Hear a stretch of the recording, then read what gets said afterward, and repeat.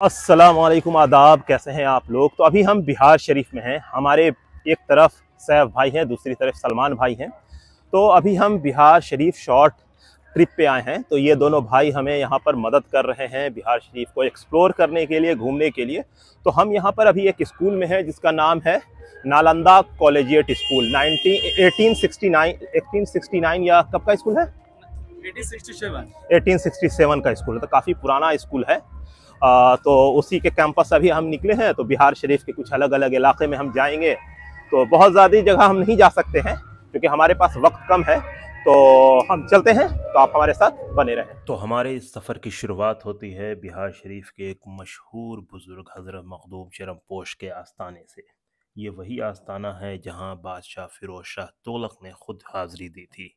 तो यहाँ पर उनसे रिलेटेड बहुत सारे इंस्क्रिप्शन वगैरह मौजूद हैं और यहीं पे बुज़ुर्ग भी आराम फरमा रहे हैं। इसके अलावा और भी बहुत सारे लोग यहाँ पर दफन हैं। इसके अलावा उनकी वालदा भी यहाँ आराम फरमा रही हैं।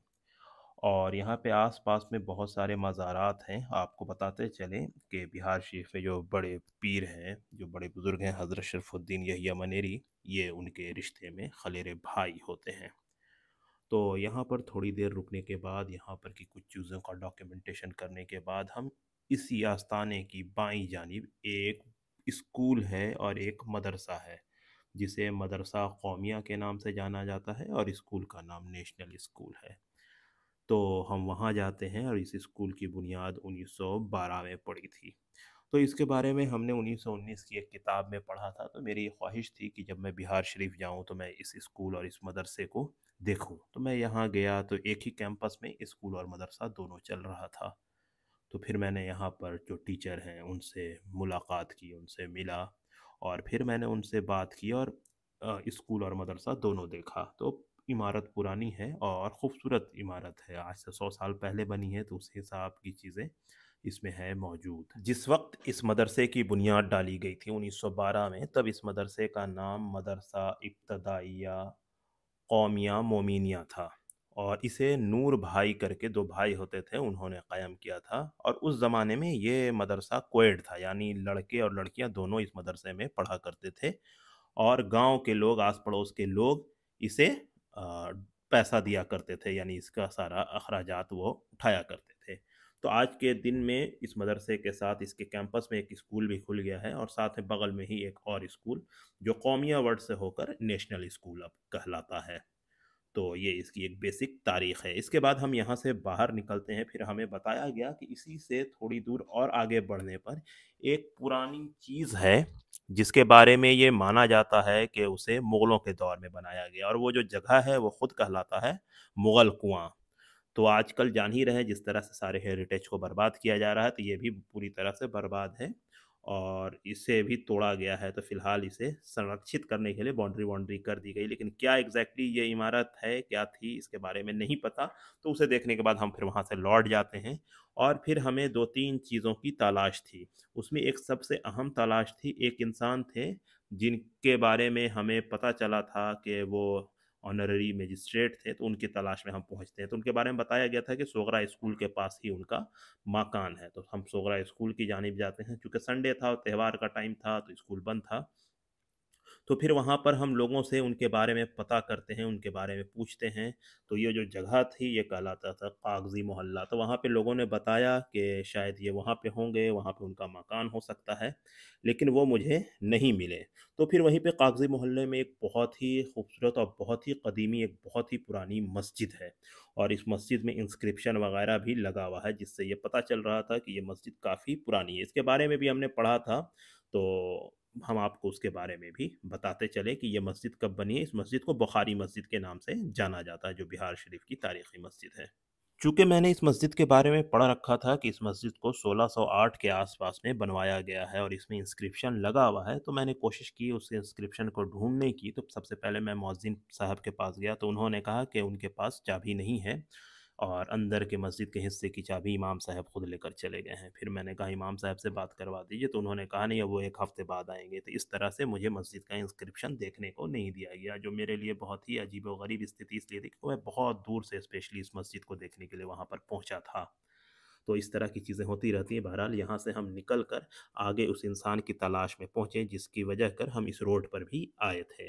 तो वहाँ पर कई लोगों से पूछने के बाद फिर एक साहब ने बताया कि पहले यहाँ पे ऑनररी मजिस्ट्रेट का बोर्ड लगा रहता था, तो अब उनका जो घर है वो अंदर गली में है, तो आप अंदर जाएं और आखिरकार हम उनके मकान पे पहुँच जाते हैं। तो वह शख्स थे सैयद शाह मोहम्मद ज़फ़ीरुल हसन साहब, जो ऑनररी मजिस्ट्रेट थे। तो उनकी एक तस्वीर मुझे मिली थी, तो उन्हीं की तलाश में मैं उनके घर पे मिला। तो फिर मुझे उनके ख़ानदान के लोगों से कुछ दस्तावेज़, कुछ चीज़ें मिली। उसके बाद मैं फिर अपने सफ़र को आगे बढ़ गया।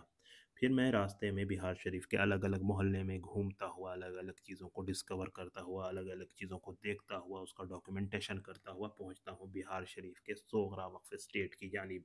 ये वही सोगरा वक्फ स्टेट है जिसको बिहार का सबसे बड़ा मुस्लिम वक्फ स्टेट कहा जाता है। तो यहाँ जब हम पहुँचते हैं तो यहाँ पे बहुत सारी चीज़ें हमें देखने को मिलती हैं। तो सबसे पहले तो हमें उसका वो दरवाज़ा दिखता है जो काफ़ी लंबा चौड़ा और ऊँचा था। इसके अलावा यहाँ पर बहुत सारी चीज़ें थी। चूँकि सोगरा वक्फ स्टेट जब वक्फ ये प्रॉपर्टी की गई थी, तो इसके बहुत सारे डीड थे, यानी बहुत सारी ऐसी चीज़ें थी जिस पे बात हुई थी, जिसमें एक अहम हिस्सा इसका ये था कि इसके साथ एक मेडिकल सेंटर होगा, यहाँ पे फ्री में लोगों का इलाज किया जाएगा। तो कुछ यहाँ पे मेडिकल सेंटर वगैरह भी मौजूद थे जो सोगरा वक्फ स्टेट के अंडर में था। जिस वक्त इस प्रॉपर्टी को बीबी सोगरा ने वक्फ किया था, तो उन्होंने बाज़ाब्ते डीड बना के, कुछ पॉइंटर्स बना के इसकी रजिस्ट्री की थी, जिसमें 7 अहम पॉइंट कुछ इस तरह से हैं। पहला यह है कि दीनी तालीम के लिए जो उन्होंने अपने शौहर के नाम पे मदरसा अजीज़िया कायम किया था, तो उसकी देख रेख करना, उसको मेंटेनेंस, उसके सारी चीज़ों को मेंटेन करना। दूसरा था सबील ज़मज़म, अजराए सबील ज़मज़म, यानी जो लोग हज के सफ़र पे जा रहे हैं उनका ख़्याल रखना, उनके सारी चीज़ों का, ख़राजात को, कुछ कुछ ट्रेनिंग वगैरह वो सारी चीज़ें करवाना। तीसरा था फ़ातिहा बुज़ुर्गान ख़ानवादा, यानी इस ख़ानदान के मतलब जो बुज़ुर्ग गुज़रे हैं उनका फ़ातिहा वगैरह होना। चौथा था रमज़ान के मौके पे गरीब मुसलमानों में अफ्तार तक़सीम करना, खाना वगैरह तक़सीम करना। और पाँचवा था बिहार शरीफ की कुछ मसाजिदों का देखभाल करना। इसके अलावा छठा जो पॉइंट था वो मदारिस व यतीम खानों में इमदाद करना। और जो सातवां था वो था शिफा खाना चलाना। तो ये 7 पॉइंटर्स मेन थे जो सोगरा वक्फ स्टेट का मेन काम था। आज की डेट में इसमें कितना काम होता है ये एक अलग मुद्दा है। बहरहाल इसके बाद हम अपने सफ़र को आगे निकलते हैं। क्योंकि बिहार शरीफ में ये जो सड़कें हैं, कभी सड़क थी, अब ये गली हो गई, क्योंकि पहले पतली पतली गाड़ी चलती थी, अब चौड़ी चौड़ी गाड़ी है, तो इसलिए जाम वगैरह काफ़ी रहता है।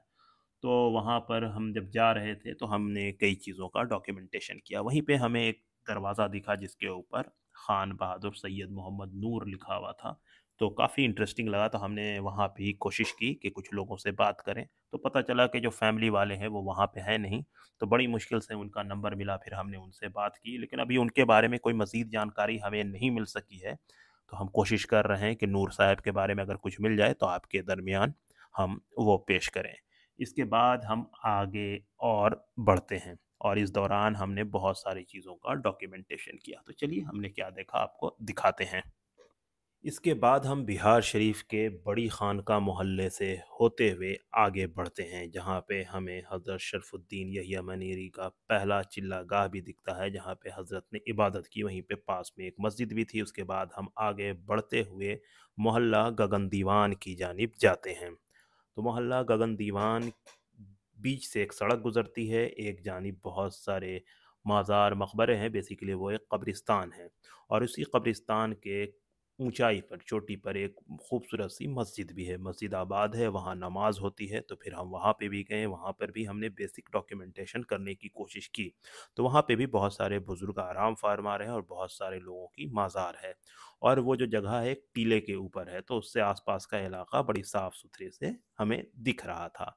इसके बाद हम यहाँ पर एक और मस्जिद है जो अंदर मोहल्ले के अंदर है, उसके साथ एक बहुत बड़ा हौज़ है जिसमें इंस्क्रिप्शन वगैरह भी लगा हुआ है। मस्जिद कमेटी के लोगों ने इंस्क्रिप्शन का एक और कॉपी बना के मस्जिद के अंदर ही लगाया है, जिससे इस मस्जिद की तारीख़ और हिस्ट्री बड़ी आसानी से पता चल रही है। तो ये मस्जिद कहलाती है मस्जिद हबीब खां सूर, यानी शाहजहाँ के दौर में 1638 में हबीब खां सूर ने इस मस्जिद को बनवाया है, अकॉर्डिंग टू इंस्क्रिप्शन, जो इसमें कतबा लगा हुआ है उसके हिसाब से। तो फिर हम इस मस्जिद में जाते हैं और इस मस्जिद में जब हम जाते हैं तो मस्जिद कमेटी ने हमें बहुत सपोर्ट किया। ख़ुद इमाम साहब हमारे साथ ऊपर आए, उन्होंने सारी चीज़ें दिखाई, कतबा दिखाया, मस्जिद के बारे में बताया। तो हमने इस मस्जिद को काफ़ी नज़दीक से देखा और इस मस्जिद के इंस्क्रिप्शन का भी वीडियो और उसका भी फ़ोटो उतारने की कोशिश की। तो मस्जिद के ऊपर ओरिजिनल जगह इंस्क्रिप्शन लगा हुआ भी है, इसके अलावा उसका डमी भी अंदर में लगा के रखा गया, जैसा मैंने आपको पहले बताया। तो फिर इसके बाद हम इस मस्जिद में थोड़ी देर रुकते हैं, यहाँ का फुटेज और वीडियो लेते हैं और उसके बाद यहीं हम नमाज अदा करते हैं और इसके बाद हम यहाँ से नमाज अदा करने के बाद निकल जाते हैं बिहार शरीफ के नए सराय मोहल्ले की जानिब। वहाँ पे भी हमें पता चलता है कि वहाँ पे भी कुछ पुरानी चीज़ें मौजूद हैं।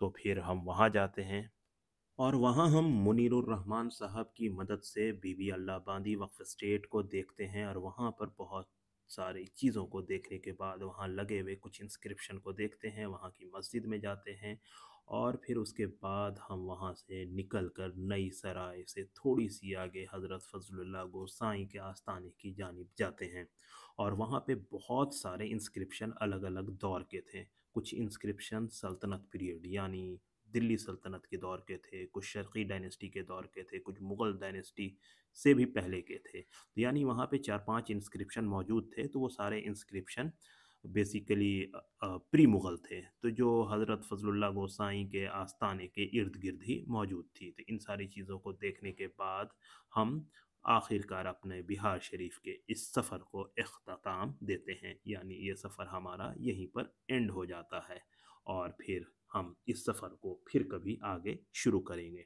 तो दें हमें इजाज़त, बहुत बहुत शुक्रिया, खुदा हाफिज़।